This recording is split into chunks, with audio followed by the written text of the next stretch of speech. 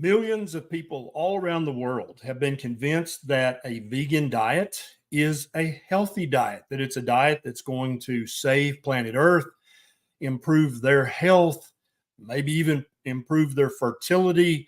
And I have a problem with many of these beliefs. I don't have a problem with vegans or vegetarians, but I do have a problem with the misinformation that they've been led to believe. I have a very special guest today. I have with me Lierre Keith, the author of The Vegetarian Myth.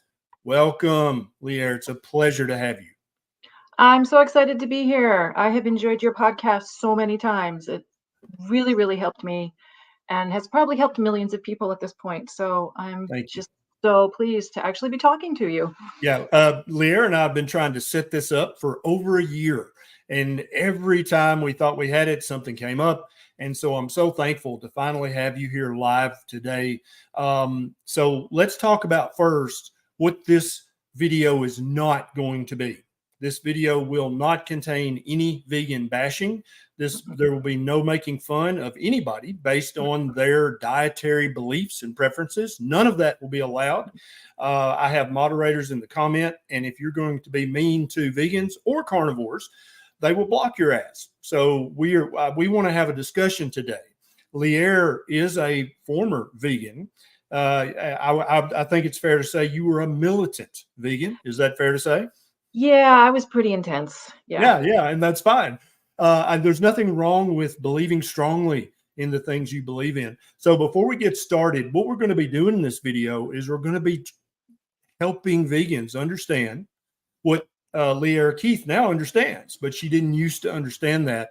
And then also to help vegans to kind of come back towards a proper human diet, even if it's just a little bit. And so don't misunderstand me. I'm not trying to convert all vegans into carnivores. That's not what I'm trying to do. But what I'm trying to help vegans understand, and everybody who believes in a plant-based diet, I'm trying to help them understand that's fine and that's great. And I don't disagree with you on several things, but that's not the healthiest way to eat. And if you are having health problems, we need to talk about your diet. Lierre Keith, tell us, I want you to give us your story and don't hold back. What made you go vegan to start with? What were you before that? How long were you vegan? What made you go, wait a minute, what's going wrong here? So the first 16 years of my life, I ate the standard American diet. I would say that my mom was probably a little better than most at the time. We didn't get a lot of junk food. She thought it was expensive and obviously not good for us. So lots of other kids came to school with soda, candy bars. We just didn't have any of that. So good on mom, because I know that's hard. I'm sure we nagged and she never said yes. We knew in the checkout line that there was no point in asking. And I see these kids now who, just relentlessly big. They're addicted to sugar and they're 6 years old, Yeah. And I just think, God, that's the hardest job in the world. And it is so predatory that they put that candy right there. Sure. Right where you're sitting with those kids in that basket, for 2 minutes, 3 minutes. Of course, the kids right at eye level, that's what you're going to get. But my mom never gave into that. So, I'll give her a little credit there. Sure. But still, it was a standard American diet. So, nobody knew back then. There just wasn't anything for her to really know better about. She did her best. But anyway, then when I was 16, I became a vegan because I met another vegan. And that is the way that most people become either vegetarian or vegan, is that they meet somebody who is already kind of in that world and they get convinced. So I was converted. It took about a week and I was all in.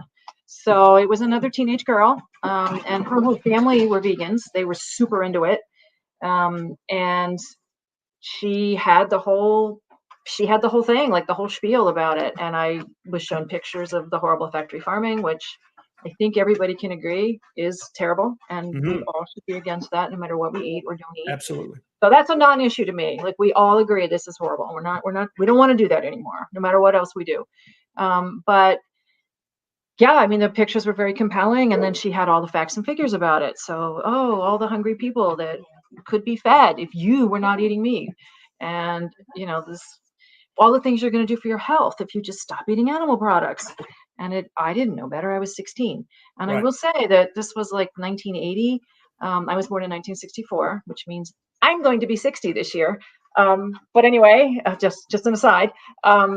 We were taught in school in 1978, 1979. This was when the whole thing came through with the high carb, low fat was like first just on the scene. And we were taught in school in health class. I remember we had a whole unit on how this was the way that you're supposed to eat. And you're going to get diabetes and you're going to get heart disease if you eat full fat milk, if you eat cheese, you should limit your red meat consumption. And I just sat there. I was terror. I mean, it really was like terror in my soul listening to this because everybody in my family, they got to be 40 or 50 years old. They were all diabetic. Now they were also all alcoholics, but like we don't need to get into that. But like my Aunt Marge, my great aunt had her leg amputated from the diabetes. Yeah. So it was horrifying. Here I am, 15, 16 years old. I was like, I don't want that to happen to me. It was like a really traumatizing thing. So when the teacher's up there saying, "Oh, don't eat animal fat. This is Sure. where all your problems." I believed it. Why would I not believe it? I didn't know Sure. better. And then I And- meet the vegan who's like, yeah, "Oh, all that's true. And also you're going to save the hungry people and you're going to save all the animals and you're going to save the planet. All you have to do is this one simple thing." And that really appeals to the teenage mind. sure. It's very black and white when you're that Sure. age. And I just have to say too, I was living in this really like sort of urban, suburban environment. I had no idea where food came from. It's not like I had some counter information to say, this is a little more complicated. I didn't. I mean, I had no idea what food, I saw an apple tree, but like beyond that, I had not a clue. Sure. I remember the first time I saw broccoli growing in a garden, I was so amazed. But I was 18 at that point when I saw broccoli growing. So I just didn't know. And this is true for so many of us. That's less than 2% of Americans live on farms. It is considered like an economically negligent way of life by the Department of Labor because so few people now are living on farms. Right. You're very lucky you have a little farm. I highly appreciate that. And I've had livestock too. So I feel very lucky that I've now gotten to experience this. But nobody knew. We were all just urban people trying our best. So the whole thing made this great picture. And I cared very, very deeply about, the thing is, it's the right values, right? So compassion, and justice and sustainability. And we all want this better world where there are no more hungry children.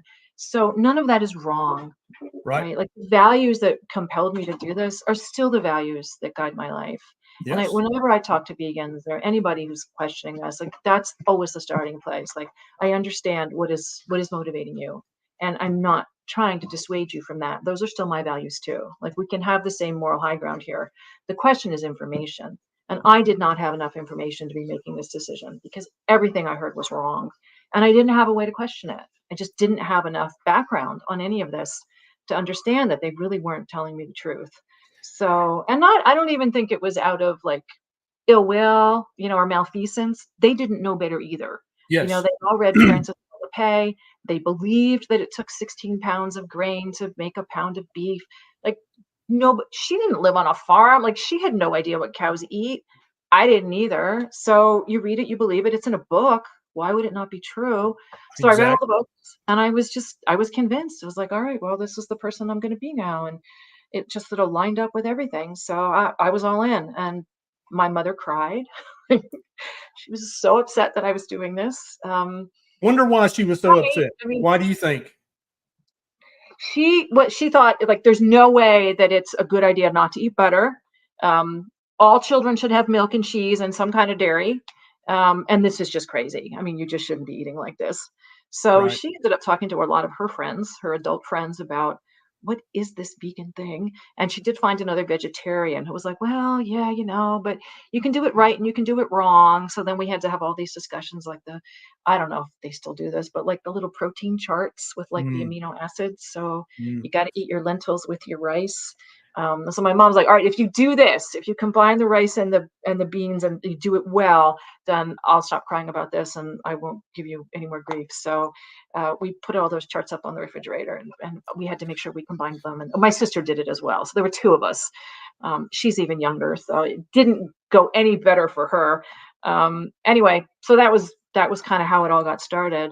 But the problem, of course, is that with so many dietary things, but this one in particular, it's not just what you eat. I mean, at the end of the day, it really becomes who you are.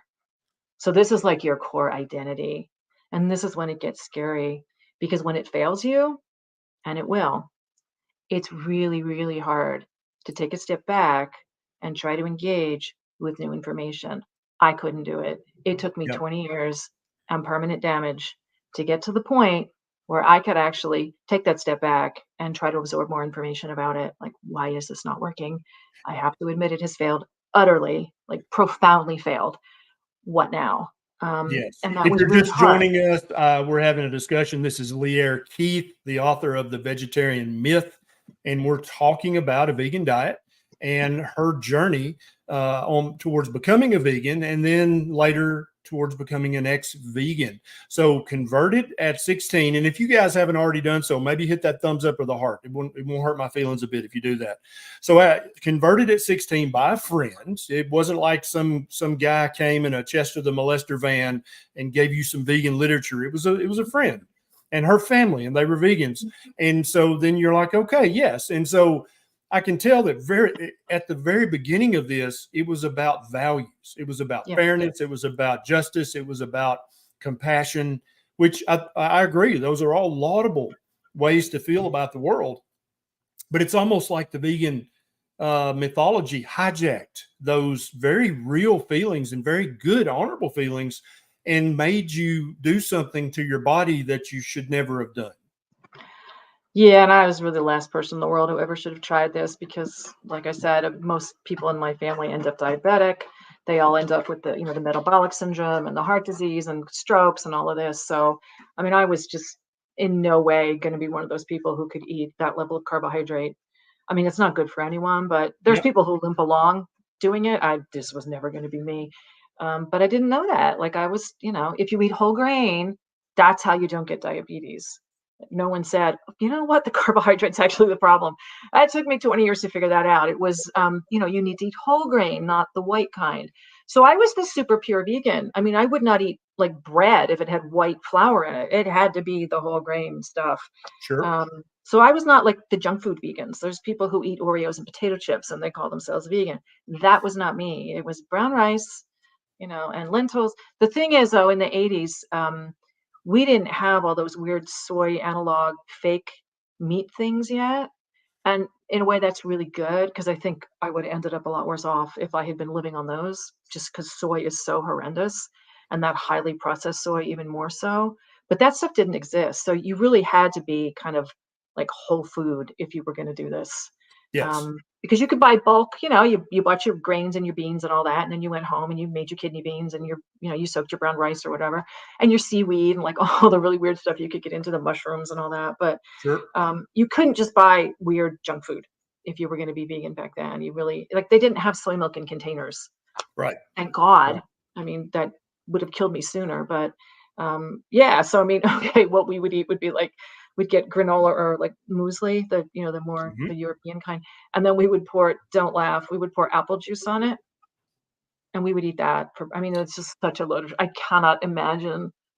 Well, that's why I felt so sick all the time. But that was what we Now, had for breakfast. Was let like me, the Lierre, biggest load of let sugar. me interrupt and take a question. This is a question from Pete. Now, if you can tell by Pete's question, do you think dog is a good source of protein?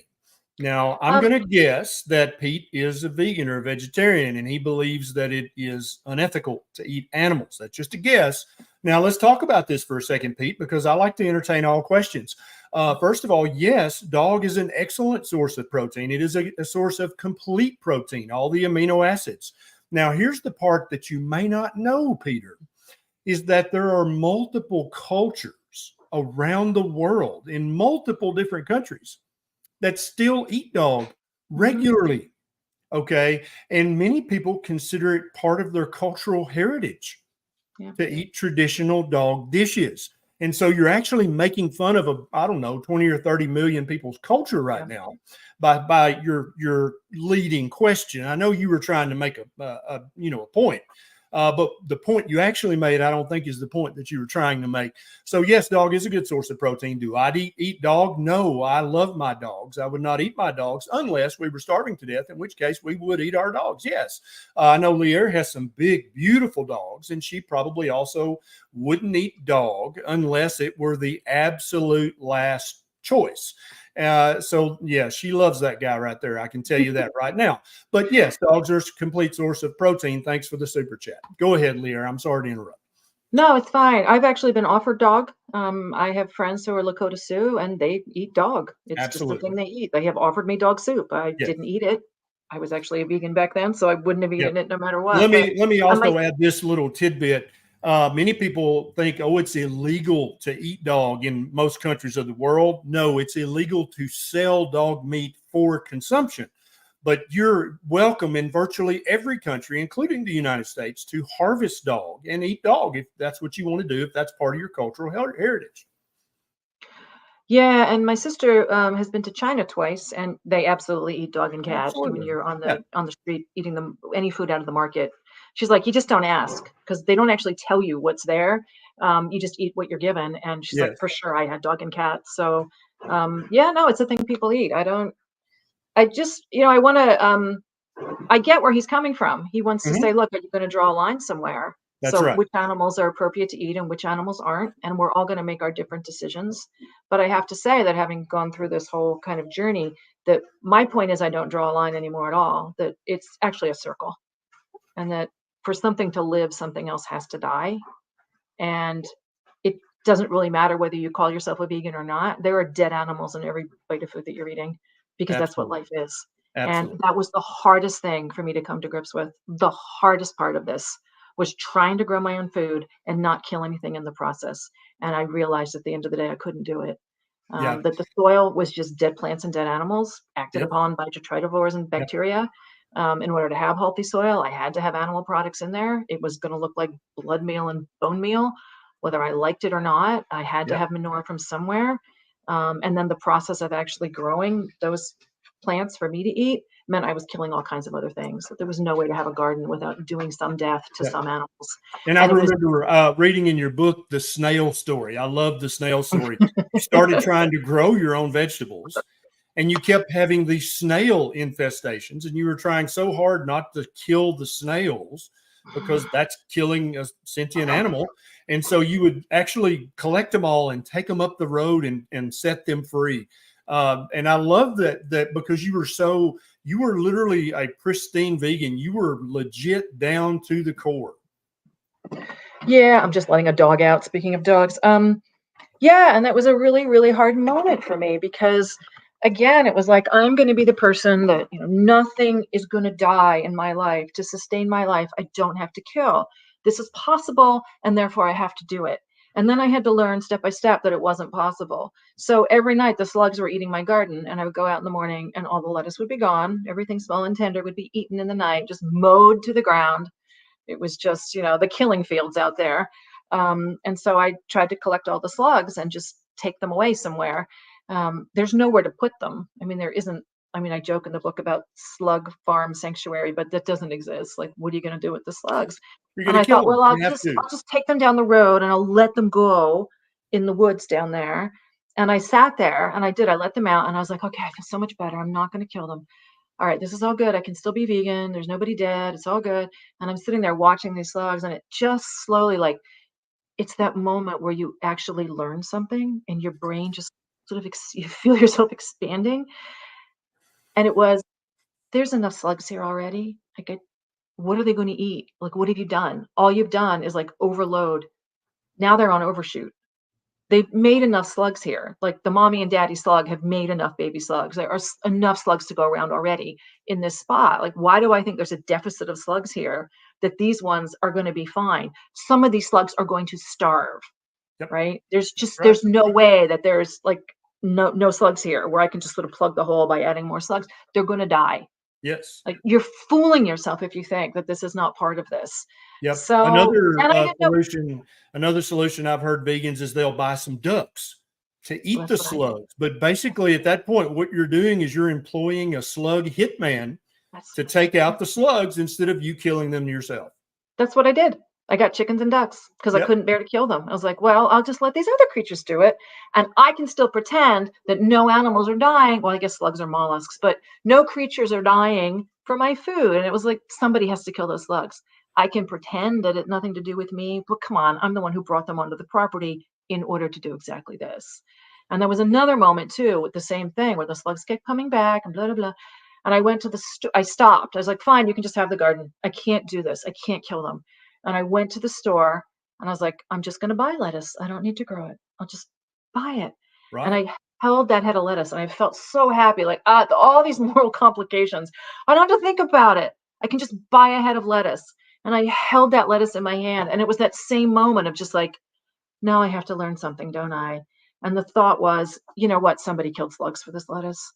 Yep. If you're eating this lettuce, somebody else did it for you. Not just Yep. slugs, but rabbits and, squirrels and deer and raccoons and groundhogs and whatever else should have been on that land that wants to come back, that can't be there because you're growing your lettuce. You're just paying a farmer to do all that for you. And I know they're out there with their shotgun, shooting the rabbits and the deer and whatever else. And they Absolutely. certainly have slug control of some kind. So you can pretend none of that is in your food, but I knew it was because I tried it and I knew what went into growing lettuce. So I couldn't, I had to give it up. I was like, there's Yep. death here. And it was so hard because I really thought for 20 years that there didn't have to be death in my food.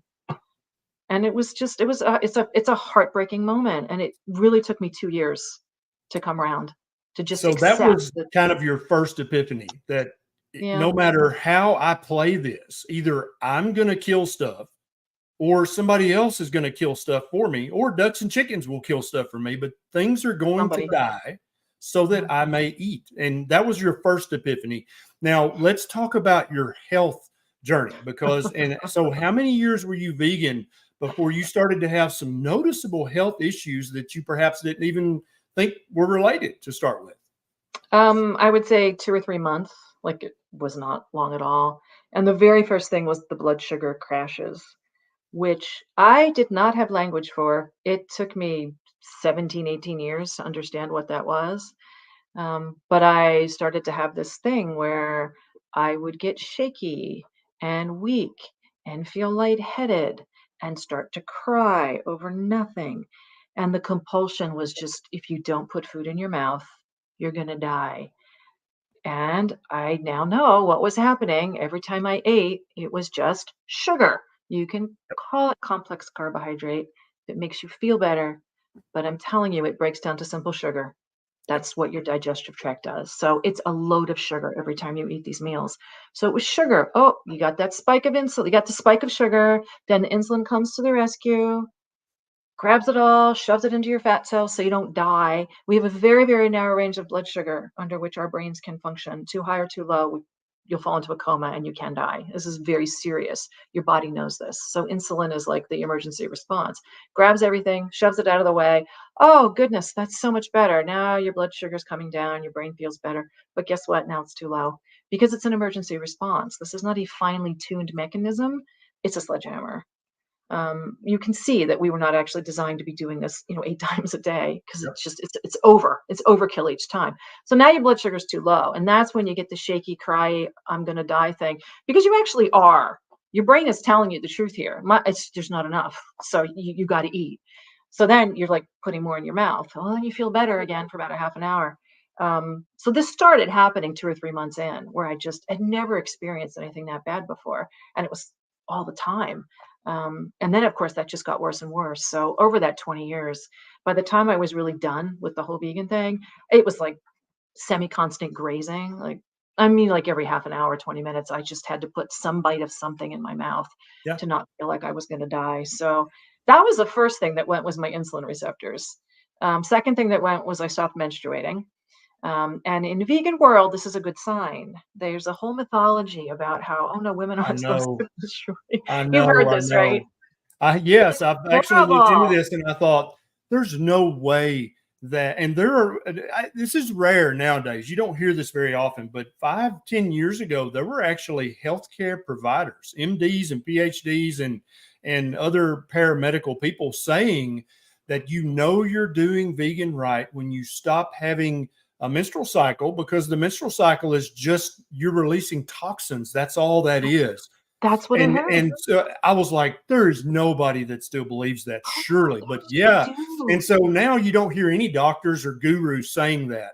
But that echo of the lie, it still reverberates in some corners of the vegan community. Yeah. There are Oh vegans yeah. who still believe that if you're having a period, that's because you're full of toxins, and your periods help get the toxins out. And so when you're pure enough, strict enough, long enough, you'll become amenorrheic. And that's a great sign that your health has improved. I believed it. I was told it. I believed it. So then there's like 20 years of basically not menstruating. The only good thing that I can say was that I did not actually want to get pregnant. If Right? I had wanted to get pregnant, it would have been an absolute heartbreak. There's not a chance in hell. If the entire human race depended on it, there's no way I could have had a baby. I mean, there was just nothing going on. Yeah. So, and now I And your body understand. knew that. Oh, if you don't have cholesterol, that's the mother hormone, that's the base substance. You cannot make any of your hormones. And what your body does is says, we will make all the hormones you need to stay alive. We're going to shut down all those reproductive hormones because you're clearly starving. We'll talk about that later. You get some more food, we'll talk. Until then, no, we're just going to keep you alive. So you don't get to make any sex hormones. And this is why all these women on these low fat diets, vegan or not, they have all these problems getting pregnant, terrible infertility. We've got this like epidemic of women who Yes. can't get pregnant. And I heard that 1 in 10 women in Denmark who are pregnant, 1 in 10 of those pregnancies is IVF because the infertility is Would so. not surprise me. 1 in 10? Yep. Yep. You know, we used to have a big problem with the cesarean section rate. Yeah. Like 3 out of 10 women are having cesareans. And yeah, I have a problem with that because maybe 1 woman out of 100 needs a cesarean. Yeah. But now 1 out of 10, and that is true, out of a Nordic country, I can't remember which one, 1 out of 10 women have to use intravenous IVF assistance in order to become pregnant. What was, now, guys, if you're just joining, this is Lierre Keith, author of The Vegetarian Myth. If you haven't already done so, please hit the share button. If you have a vegan in your family or a friend who's a vegan, please share this video with them. We're not going to yell at them. We're not going to make fun of them. We're just trying to reason this out and be rational about this. If you're a vegan watching this and you're wanting to post a snarky comment, that's fine. You can do that. But also, I want you to ask sincere questions as well, because Lierre and I both we discussed this before we went live today. Our mission here is to help people understand what is a proper human diet and what's not. And I can just tell you right off the bat, Lierre, any diet that makes you lose your menstrual period, that's not a proper human diet by definition. Now, how many years was it in your vegan journey before it started to kind of creep up in the back of your mind? You know, maybe I should think about another dietary option. Well, I had a couple other things go really badly wrong. So Okay.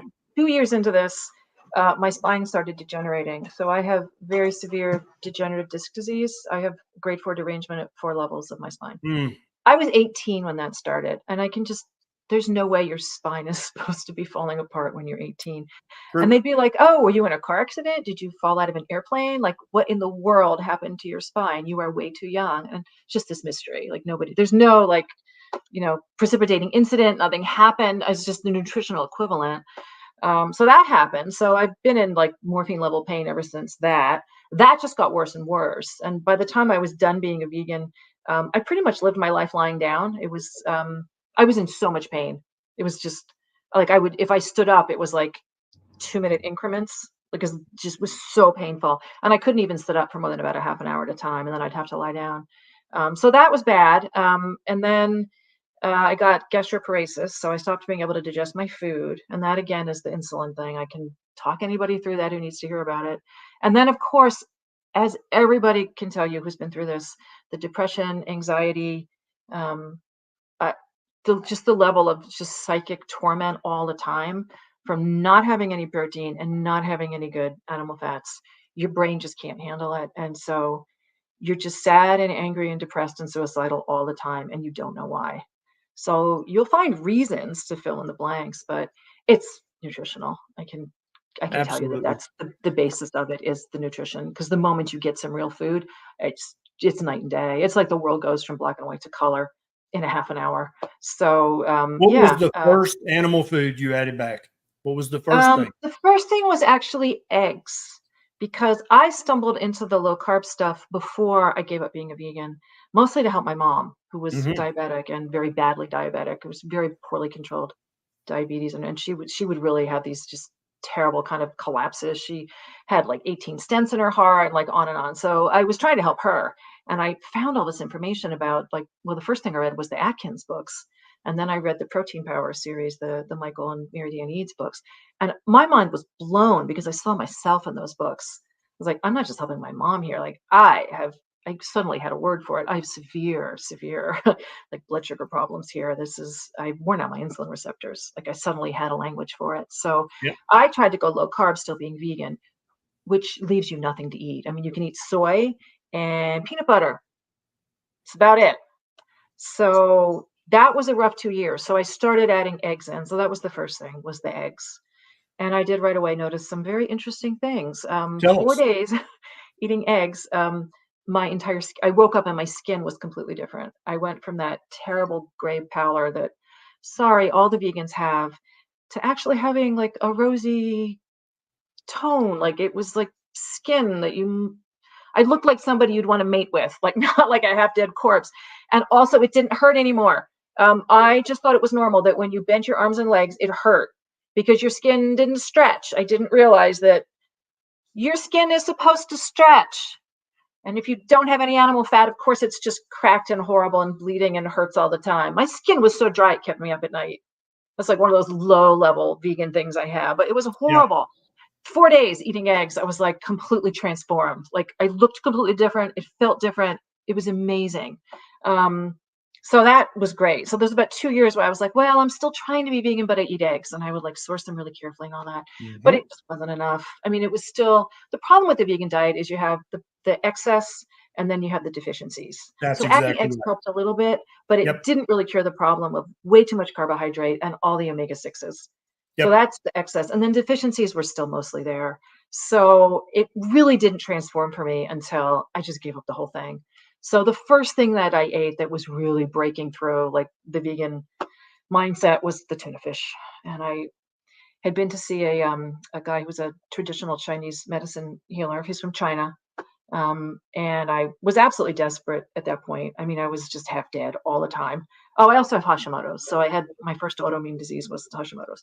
So I've had that for many, many years. So I'm totally exhausted. I can barely get out of bed. I'm so tired. And I dragged myself up to go see this guy. And he was so kind and so compassionate. And I really had to hear it from somebody from like him because I trusted him, and I trust Chinese medicine. I think traditional Chinese medicine is a completely different system than what we're used to. And it's utterly fascinating.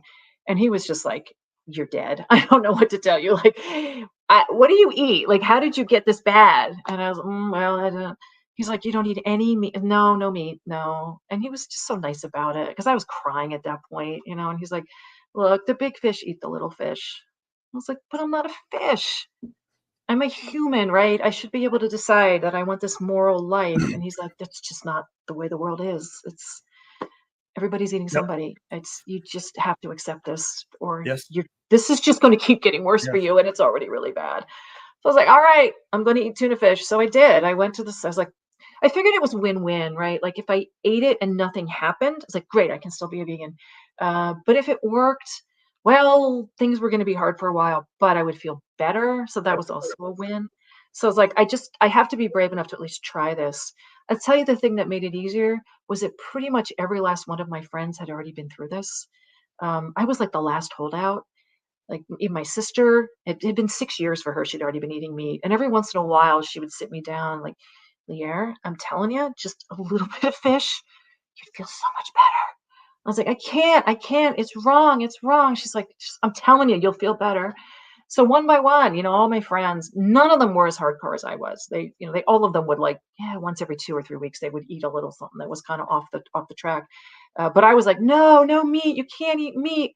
So it was really hard. But having known that they had sort of gotten through this already, it helped.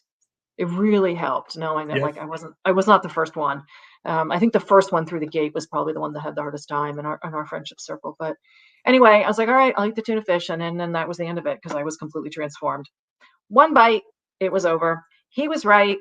I had to eat meat. So Yeah. then it was just 2 years of like, how do I put my world back together? And that's the thing that's really hard is like your place in the cosmos has collapsed. Like, why am I here if I have to kill animals? I really had a hard time with it. It's you have to make a whole new world. And nobody likes that when it's you're just left in the rubble of Yeah, your I agree. it was hard. Now, And you I mentioned something, Lierre. You said when he said fish eat other fish, you said, yeah, but I'm not a fish. I'm human. Now, would you have also said, I'm not an animal, I'm a human? Because I feel like sometimes talking to vegans and people who very much believe that eating animals is ethically wrong, immoral, unethical, that it's almost like they consider Homo sapien sapien, human beings, to be different, separated somehow. Like, no, we're not animals like that. We are different. Do vegans believe that humans are more evolved, or do they believe that they came from a different place than the rest of the animals? Why do they believe that humans have this magical ability to just eat plants and that give them all the nutrition they need? Where does that belief come from? well, I'll tell you what they'd say. Gorillas just eat leaves. Mm-hmm. Elephants are enormous and they just eat plants. So they'll go Mm-hmm. through this list of other animals Right. that we would certainly recognize as having intelligence similar to ours. Sure. They don't have to be super different. You know, like slugs are really different. You know, Right. bacteria is like really different. Plants are a very different kind of whole Mm-hmm. nation to us. But like animals that are enough like us, we get it. They take care of their young. They build these social structures. We can see the families, like the whole thing. And they eat plants, so why can't we? We should be able to. Now, never mind, we have a completely different digestive system, which Mm-hmm. we do. Completely different. Think about a gorilla. You've got this great big barrel and then little arms and legs. What is in that barrel? A completely different, enormous digestive system. Yes. We have really short ones like carnivores. Yes. Very different and much bigger brains. So, that was the trade off, right? The expensive tissue But hypothesis. you wound up eating much like a gorilla in that the average gorilla has to forage continuously for Continuously. 16 to 18 hours a day in order to get enough nutrition. Also, they have to eat their own poop. That's been well I documented in know, the right? primate. They have to eat their own poop to get B12 because they can't absorb it the way that we can, and they don't eat much meat. Now, also gorillas have been documented to eat meat, but not much less frequently than chimpanzees and bonobos. Yeah, yeah, yeah. The chimps. But The chimps gorillas go to have to war. literally eat. They're doing three things: they're eating, sleeping, or having sex. That's literally Mhm. their entire life, and the majority of their time is spent eating because they have to eat They have to. constantly. And you had to do that as a vegan too, didn't you? I did. Yeah, I did. So I So, pretty much tried to turn wow. myself into a gorilla. Yeah, that's Yeah. pretty much what it is. But I Yep. think the idea is, well, it's like it's one of those things I think in the vegan worldview that gets very contradictory because I would have said, no, no, I'm an animal. I love being an animal. I love having an embodied, like fur and skin and tactile, and we get to see everything and we sing and we love each other Mm-hmm. and all, like it's Mm-hmm. really good to be alive. I would have said all that, but also, oh, but we're the animals that don't have to hurt other animals. That's what makes us different, and we can decide to make these moral decisions because we do have these complicated brains. Right. Not the other animals probably don't have the kind of morality that we get to have. I mean, I see my dogs making moral decisions, so it's definitely not as clear cut, but that's what I would have said is, okay, we get to make these different. And the other one, I think that was very contradictory. I never made peace with it. Was like, well, why is it okay to kill plants and not animals? Because I'm drawing a line there. Right. And And I, I call that the kingdom line. And yeah, so I want to definitely discuss this with you because I think this could help vegans to understand, but also people who love somebody who loves a vegan and they're like, I don't know how to talk to them. yeah, So everybody on planet Earth, you draw a line. And on one side of the line is things that I'll eat. I'll eat that regularly. I'll eat that. But then there's a second line where if I'm starving, and literally, I don't mean I haven't eaten in a day or two. I'm talking yeah, about literally on the brink of yeah, dying from starvation, then I'll eat these things. If my child is on the brink of starving, then I will eat these things. yeah. But on a typical day, here's that line. I'm not going to ever eat anything. And so I have my own line. And I know, I'm sure you do, and so the only difference between me as a carnivore and someone who is a very, very devout vegan is we just draw the line at a different place. That's really the only difference. I will not eat a true dolphin. They're too intelligent. I'm not going to do that. I will not eat octopus. They're too intelligent. I'm not going to do that. I will not eat any other primate. They're too intelligent. They're cousins, for goodness sake. I'm not going to eat them. I will not eat dog or cat, especially my own dogs and cats. Now, if I were in China and it was culturally acceptable, yeah, I would definitely have a spoonful of dog or cats. No big deal. But I would not eat our dogs and cats. That's a line that I draw on a daily basis. Now, let's be very clear. If somebody that I love very much, my son Beckett, or somebody that Lierre loved very much, was literally days from losing their life due to starvation, we would have dog in this house and we would feed our family because I love my human family more. And so let's just be very honest and very blunt here. I don't think that makes me immoral. Some people would say it does.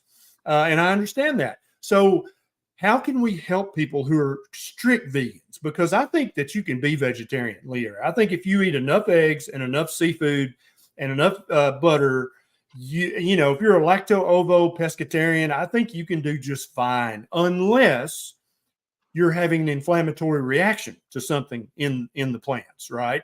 But just when it comes to trying to not be diabetic, trying to not be obese, I think an ovo-lacto pescatarian, I think that's an option. But low carb or keto vegan, I don't think that's possible. I just don't think you can do it. So let's talk about that line. How, if somebody's a vegan watching this, and I think we're going to have several, talk to the vegan. How do they understand that it's okay to move that line at least a little? Maybe eat mollusks and crustaceans. They don't have a family. They don't care about their offspring. Where could they begin to move that line of what it's okay to eat so that they don't just feel like they're a murderer? You know, what I came to at the end of all this was that there was not going to be a line, that it was, for me, it was a circle, that everything was eating something else, and that all of us depended on the whole web of life being strong, and that we didn't have a death-free option, that there's no creature has a death-free option. I had to stop thinking that that was possible. That when I grew the plants in my garden, they depended on death.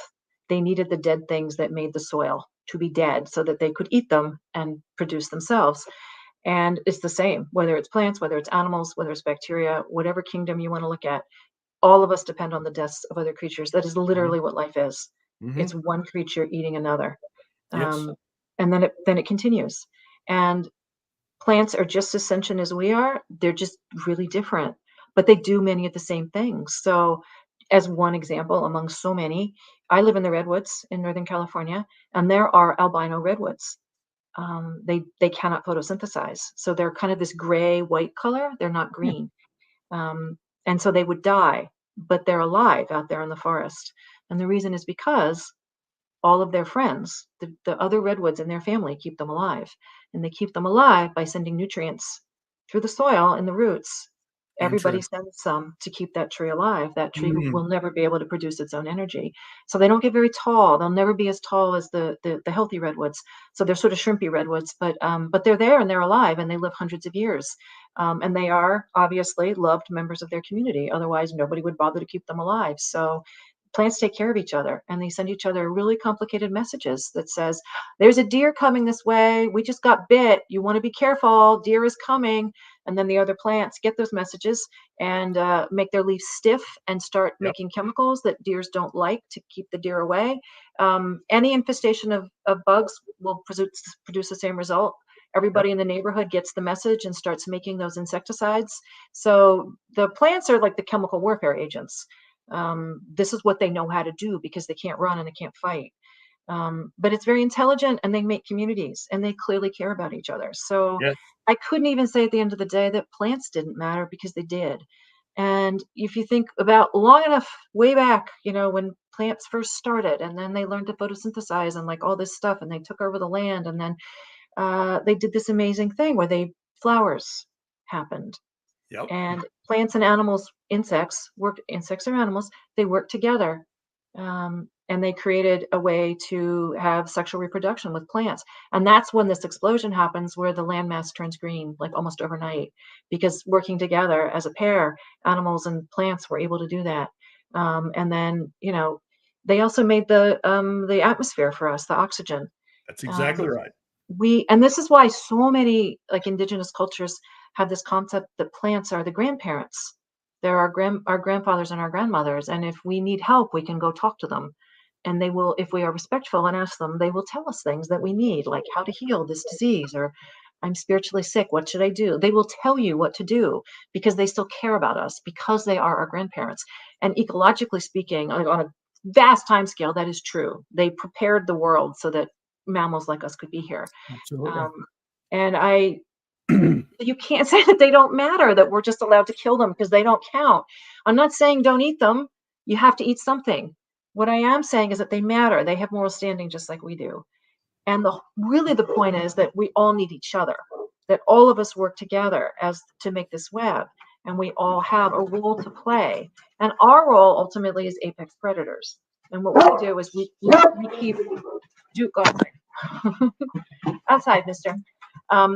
Our role is to keep the herds, the giant herds on the plains of Africa, tightly bunched, quickly moving, so that they don't destroy the grass. And that's our role. It's the role of lions, it's the role of wolves, it's the role of bear, and that's what we're supposed to do. We have that exact same role as what are called apex predators. That's what we do. Yep. And we were very, very good at it. In many cases, hunting a herd to extinction. We've done that multiple times in the past. That's been well documented in the anthropological literature. What about let's say we've got a mom or a dad watching this, and they've got a teenage son or daughter who's a vegan currently. I know, but you know as well as I do, you were a hard-headed teenage girl, and their son or daughter's hard-headed teenager. How would you? What tricks? What tips? What key words? What words definitely not to use? How do you talk to a vegan son or daughter, niece or nephew, granddaughter, grandson? How do you even begin that conversation to say, hey, honey, I love you. This is not going to lead to good health? It's really hard because what the vegans have they have a lot of passion. And like I said, they have the right values. So I'm not trying to like dump on vegans right now. But what they have are really good slogans. So like meat is murder. It's so clear and it's easy to understand. The problem with like your perspective or my perspective is we have actual knowledge. Like we have this huge amount of information that you have to synthesize and then see the pattern. And then you get this thing called knowledge. And hopefully, when you're turning 60, you should have this thing called wisdom, which is an even more of an accumulation of all of this. But that's why it's hard at first, because this conversation takes hours. And often you have to take them out somewhere and show them some things in nature and sort of run the experiment with them. So it's not as simple as just a bumper sticker. Like it takes I can usually do it in 2 hours, honestly. I've got it like fairly condensed at this point, and I've turned them. I've been able to do it. But it's a hard conversation because you've got all this background that they need first. Like, hey, what is agriculture? Where do you think your food comes from? Let me explain to you what a wheat field is. It's a clear cut of the grass forest. Yep. That's what happened. We had prairies once upon a time that were so dense with life, you cannot even imagine. 60 million bison. You could sit on a rock for 4 days and watch one single herd go by. That's how many there were. And it's all gone. And it all got replaced by wheat and soy and corn and 40 million really sick cows. That's what replaced it. That's how much life there should be. 1 square meter of, any random kind of prairie should have 25 different plants on it. Yep. And 1 teaspoon of soil, 1 tablespoon of soil should have 1 billion living creatures in it. 1 billion living creatures in 1 tablespoon.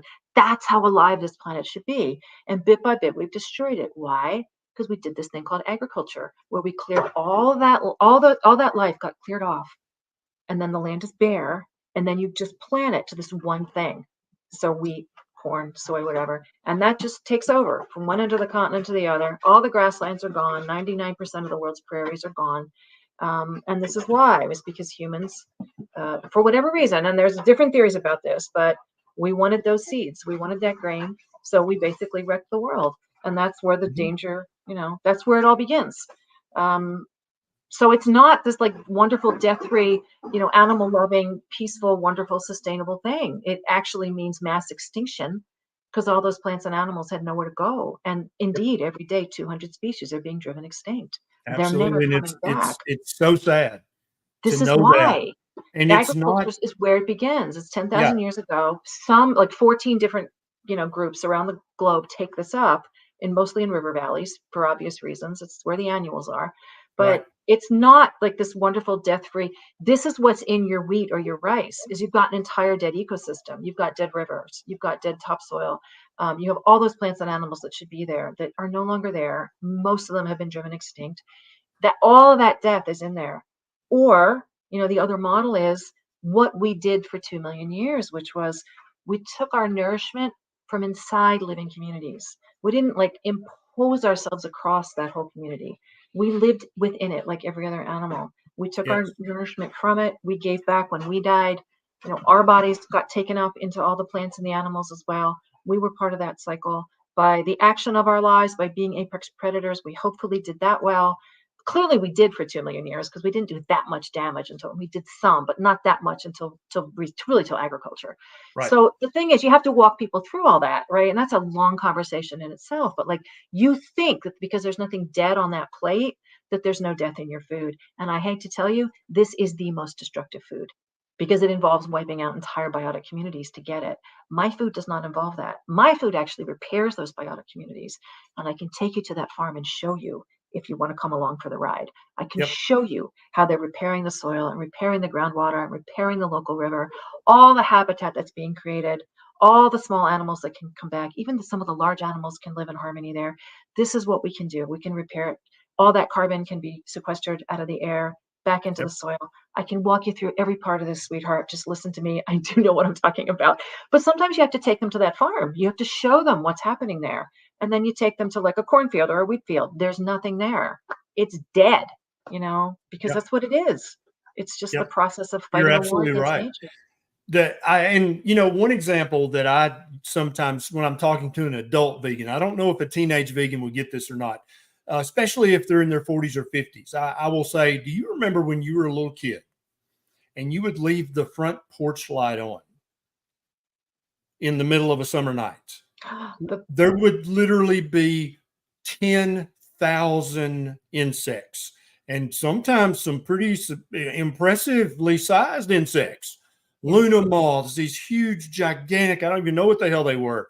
And there would just be so many you couldn't even breathe without breathing in an insect. Now, in the middle of the summer, you do that, you got 4 or 5 bugs. Yeah. And then again, when you take a long car trip at night with the headlights on, when I was in the 70s, you literally had to take a spackle knife to clean the windshield the next Yep. day. And now you do that, you get 4 or 5 bugs. And so what do you think? Where do you think all the bugs went? Why are all the bugs gone? Do you think that's related to the insecticides Oh, yeah. and the pesticides and the fungicides? Oh, yeah. The insecticides and then just habitat loss.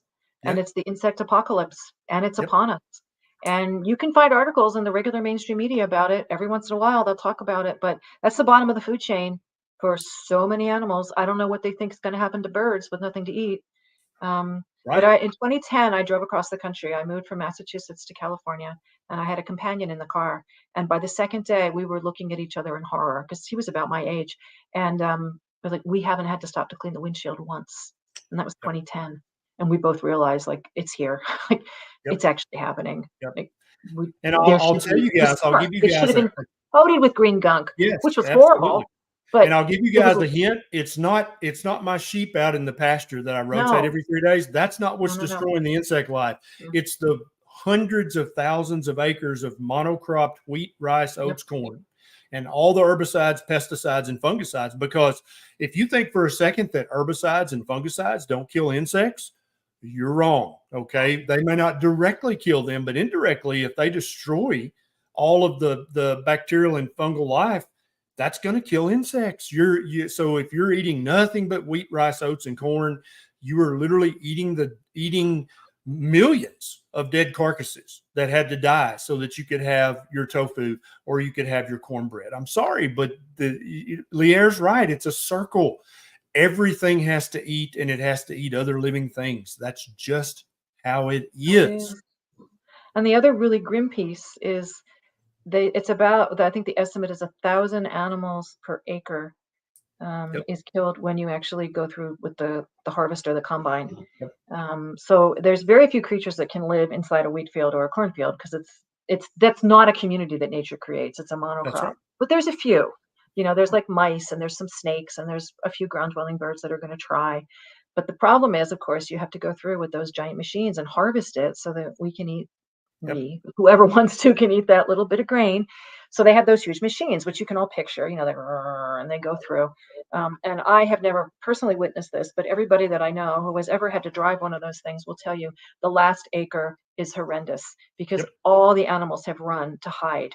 Yep. As their home is being leveled, they will run to the last acre because it's absolutely terrifying. They've got nowhere else to go. So they're hiding in there. And then you have to do that last acre. And Yep. it's just nothing but blood out the Yep. back. And they said they hate it. Absolutely. It's And so traumatizing, that last very acre. often a mother deer will so the baby deer don't stay with mom while she's eating. Right. Mom makes them bed down. And very often Yep. she'll make them bed down in a soybean field or wheat field or cornfield.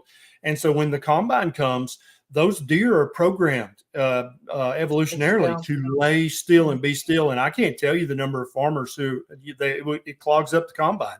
They have to stop and they have to dig the poor dead baby deer out of the combine because the deer was doing what its genetics told it, which is to lay still and be quiet. That will protect you, but that doesn't protect you from a combine. So don't think for 1 second, if you're eating any kind of grain product, that there's not death on your plate. I'm sorry, there is. Well, and the thing about my food is, I have a hamburger and it's one death. It's one cow, and that Yeah. cow is going to feed me like for an entire year. There is so much meat. Yes. There's one. All those other animals that we're talking about are not involved in my food. That That's right. 1,000 animals per acre are not in my food. The death to the soil that happens every single year. It's the basis of land life is that soil, and we degraded it. This planet has been skinned alive for these foods. And then, the local waterways, like I said, the water table itself has been completely pumped dry. All of this is not involved in my food. My food is restoring all of that. And very honestly, I can look at my plate and say, all right, well, there's a dead cow in here. And thank you, cow. I very much appreciate that I get to live. And I hope that I'm humble about it because the day is going to come when I'm dead and my body will get eaten by, the insects and then the plants that'll get taken up. And then, I hope the mother bird comes and eats the plant and then feeds the baby birds and then feeds the bird. And like, this is the cycle. I want to be part of that cycle. And that, because it's beautiful and it's an amazing thing to get to be alive. But that's what it is like that moment between life and death it's the same moment. And we're all going to play that role eventually. It's like sometimes I have vegans say, well, how would you feel if somebody ate your mom? I'm like, well, they did eat my mom. She's dead. And that's what happened. Like literally what happened. What did you think was going to happen to dead humans? Of course we get eaten.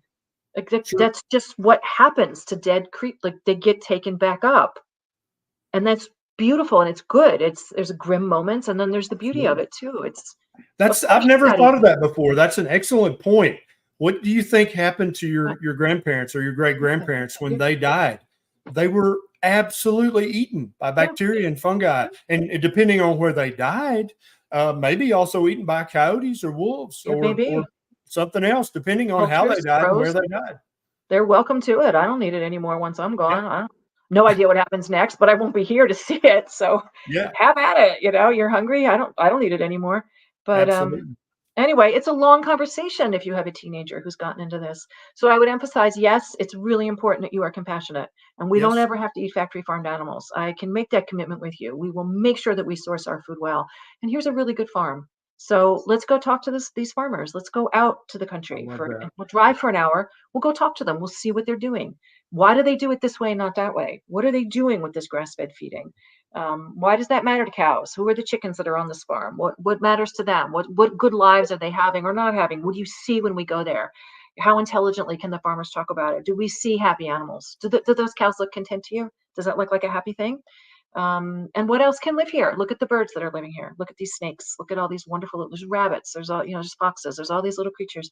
They all get to live here. They cannot live in that cornfield. I would take your teenager to those farms and I would make that commitment to them that we're going to do this right. That may make a difference, if they can see that it's being done well. And then have that discussion about life and death, because I didn't ever have that discussion with my parents. Like they didn't know enough to have that discussion with me. They weren't bad people, but they didn't know. So I had to be, you know, in my late 30s, early 40s, and talk to people from completely different backgrounds than me, you know, and speak care of my Native American friends who did have this knowledge at least, and really were able to walk me through this in a very sweet way, but also like, Jesus, these people are pathetic. Kind of like, how did you not know this? She's like, yeah, you should have known this by the time you were 4. It's for something to live, something else has to die. It is so basic. And you pray. That's what you do. You just pray that you do it well. You pray to be humble. You be thankful every single day that you got to be here. That's our only option. You should do it well. You can't opt out. Not when you have a body, you can't. I mean, and there's no point in killing yourself. It's a beautiful gift. Live. Tell me this, Lierre. Do you think that if parents made a special effort when their children were young to take them to a farm, whether you live in a, you know, a high-rise apartment in an urban metropolitan area, does every child need to go and see a farm maybe more than once? Do you think that just knowing how that works, knowing where the food in the supermarket comes from, knowing how all this stuff is done, would that help protect children against falling for what I mean, I'm sorry, but it feels like propaganda to me when you're using these catchy slogans and they're not based in any way on fact, logic, or wisdom. That's propaganda, right? I think it would make a huge difference. I think it would have inoculated me, certainly. And again, it's a much bigger conversation. You can't just say, oh, look, there's death and that's bad. And this is the good food because it's the life food and there's no dead animals. It's like, you need to understand like what is involved in every creature's life and why does it depend on the death of all these other creatures. So there's this thing that's this circle, you know, like the cow eats the grass and then the grass eats from the soil and then then you die and you become part of the grass and then we all need each other. And inside the cow is the bacteria. And the bacteria is what helps the grass stay alive. And this is how all of it, like we're all a community. It's a web. It's a very complicated web and a very beautiful web. But go out to that farm and watch. See what the farmers are doing to make that web stronger, not destroy the web. And I think that those are really, it's like the most important conversation you can have with your kids. Like the most important. Because all their whole lives they're going to eat. And they really do need to understand the forces that are destroying the planet versus the forces that are restoring the planet. And Absolutely. Right now, the people who care the most, they just don't have the right information to be making the right decision. And we need them. Like I want their passion to be making the world better. And they're not. They're doing something that's destroying their body. And that's not even supporting the people who are actually making the good change. They're just supporting more of the same destruction. Like they're on the side of the actual death. They're not on the side of like the people who are repairing and restoring, and they don't even know it. Yep. And I just feel like so many of them would be able to break through if we could just talk to them. And honestly, that's why I wrote a book, is because I love it. Really wanting to well, partly it's my survivor mission. Like if you do this to yourself, I can tell you what's going to happen. Like year by year, this is the stuff that's going to happen to your body, and some of it's not going to repair ever. You're not going to be able to restore it once you're on the amount of like nutritional drawdown where it's just going to be permanent past a certain point. So you don't need to do this. It's pointless anyway, because none of the things you think you're doing are actually solved by this diet. I can tell you what to eat that does solve some of this, but it's not what you think it is. But again, it's a way bigger story than what they're being told. So I want them on our side because I love their passion. It's the correct values, and we're running out of time on our planet. And I just want them headed in the right direction. So even just to open the conversation is really important, because I know I was really shut down to all of this information until it was like really too late, and I honestly didn't have a choice about it. And I'm afraid, for some vegans, there's always going to be that core, right? That's like just so fundamentalist about it that you can't get through. And that you just sort of have to shrug. But some of the others, like their health is failing and they're smarter than I was. Like, I can tell this isn't really working. I don't know what's gone wrong, but I'm 25, my knees hurt, haven't had my period in 2 years. I had 5 cavities all of a sudden. I think my hair is even falling out. What has gone wrong? It's like, I can tell you what has gone wrong and we can fix this. But the others are like, I'm going to hang on to the end. And sometimes you just got to put those people aside. It's like, all right, can't get through to you yet. But these others, they already are suffering. They know it. They're like, I'm not sure this is working. now you've got an opening. So a book like mine is helpful because I've been there. But Absolutely. honestly, at this point, there's so many good books and so Yep. many good farms, right? Like, Absolutely. go to the good farm. Absolutely. Now, if anybody, you guys are watching this live, there's not a link in the show notes, but as soon as we're finished, I'm going to put a link in the show notes to Lierre Keith's wonderful book, The Vegetarian Myth. And that's 100%. If I had if one of my daughters, I had a daughter that tinkered with veganism for a year or two, didn't go well at all. So I just kind of stood back. I'm like, I'll give you a year or two, but I'm not going to let you do that for a decade. But getting her a copy of your book, The Vegetarian Myth, that was the next thing that was about to happen, because your voice in the book, it's obvious in the voice that your book is written in, that you are compassionate, that you're loving, that you love this freaking planet Earth more than you probably love many humans, that you are dedicated to taking care of this planet and taking care of animals still, of course. But at the same time, we have to have some degree of being rational and being logical and saying, yeah, just because there's this cool slogan that says meat is murder, there's more to life than just memorizing a slogan and repeating it mindlessly. There's much more to life. How often do you have a vegan reach out and say, okay, how did you do this? And what would be the first step that you would say, okay, here's why I did it. Here's what I recommend. This is how you should start. What are the baby steps from stepping away from a vegan diet? Yeah. So there's a few things to take out of your diet right away. And then there's a few things to start eating right away. And the things to take out right away, soy. Just pitch the soy. Like it's just we could have a whole hour just on soy. Do not eat soy. Just trust me on this. Stop eating soy. And then the other one, of course, is the seed oils, the industrial seed oils, the canola, the corn oil, what vegetable oil, whatever even that is. Just stop. You are wrecking every cell in your body with that stuff. Just stop eating that. And then the things that you could start eating right away as a vegan, coconut oil. I mean, if you're not going to eat animal fat, that's the best one to eat instead. So start putting that in your diet. You may feel better just from that.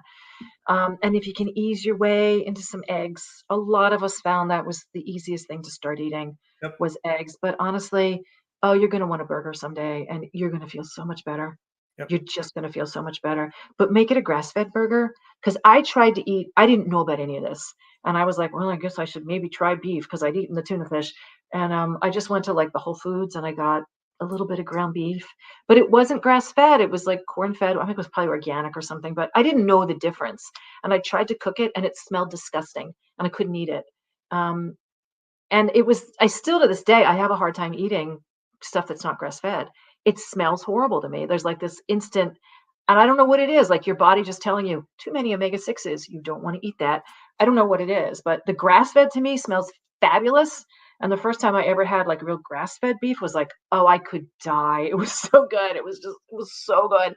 So grass fed, you're going to be easing your way toward that. But if you can't see your way around to eating a cow yet, then just don't. That's fine. Eat what you can eat though. So eggs is good. If you're a vegan, butter, try to eat some butter like next week after you're done clearing out the soy. Butter is like a revelation. It's Yep. like you just not even. I could not believe how good butter was. It was so good. I was like, how have I lived without this? It was so good. And then yeah, eggs, butter, and then eventually just the meat.